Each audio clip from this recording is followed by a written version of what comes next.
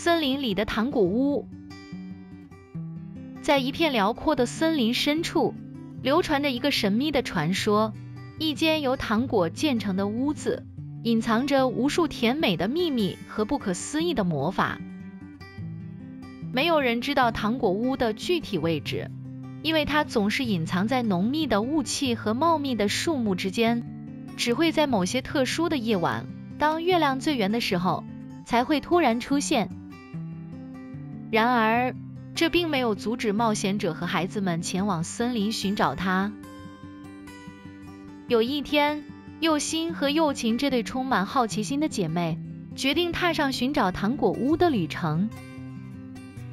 佑心作为姐姐，一向聪明又机智，总是能想到各种办法解决问题。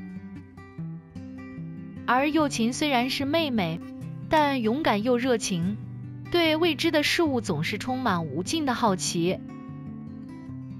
姐妹俩带着一个小背包，里面装着妈妈准备的饼干、果汁，以及一张画着森林地图的纸，开心地出发了。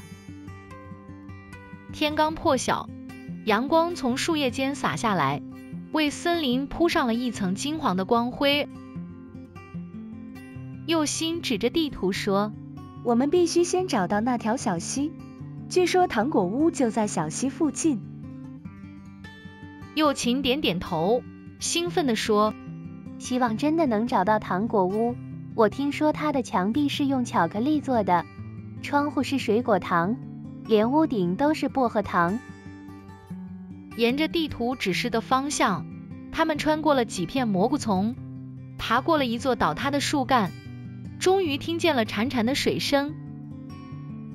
小溪出现在他们眼前，水流清澈见底，还能看见几条小鱼在水中快乐地游来游去。他们顺着小溪继续走，直到发现溪水旁的一棵大树下，有一条弯弯曲曲的小径。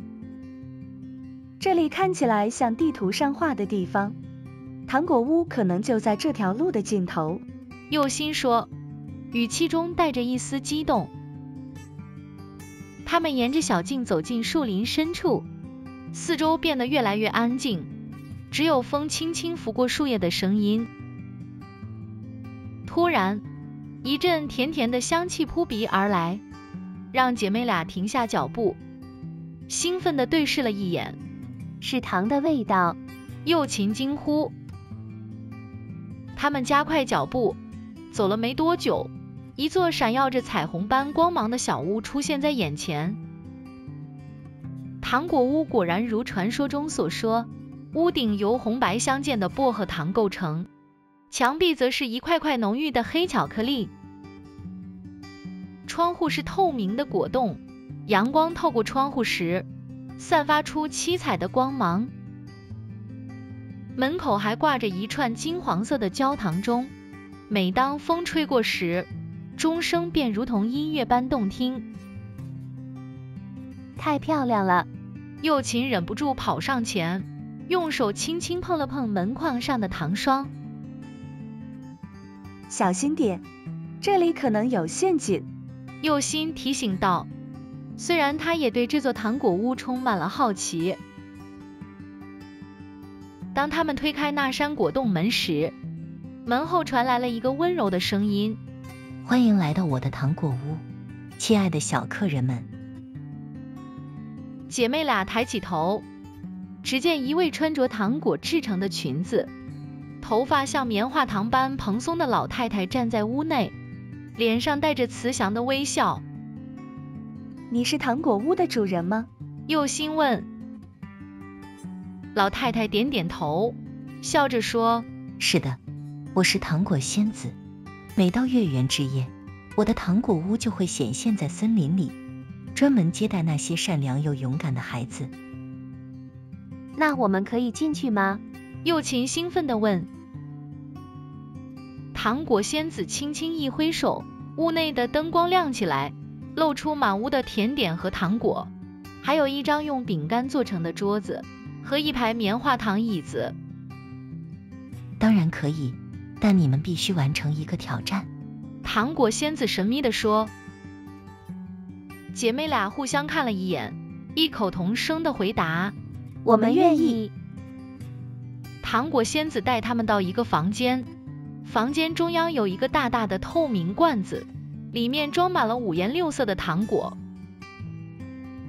这是糖果挑战，你们需要在1个小时内从这些糖果里找到10颗特别的星星糖，它们会发出淡淡的光芒。找到它们后，我会送你们一份神奇的礼物。挑战听起来并不简单，但姐妹俩并不气馁，她们仔细观察着每一颗糖果，小心翼翼地从罐子里挑出可能符合条件的糖果。时间1分1秒的过去，他们的耐心和合作让进度越来越快。终于，在挑战即将结束前，他们找到了最后1颗星星糖。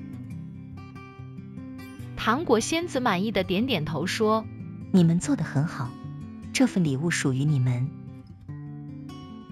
他拿出了1颗闪耀着金光的糖果说：这是梦想之糖，吃下它，你们可以实现一个最想要的愿望。姐妹俩看着这颗糖果，决定一起许愿。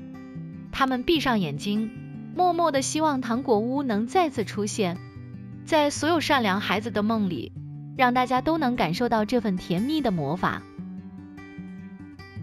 当他们睁开眼睛时，糖果屋已经消失不见，取而代之的是那条熟悉的小径。姐妹俩牵着手，带着满满的回忆和1颗梦想之糖，踏上了回家的路。从那天起，他们再也没见过糖果仙子，但他们知道，那座神秘的糖果屋永远藏在森林深处，等待下一次月圆之夜的到来。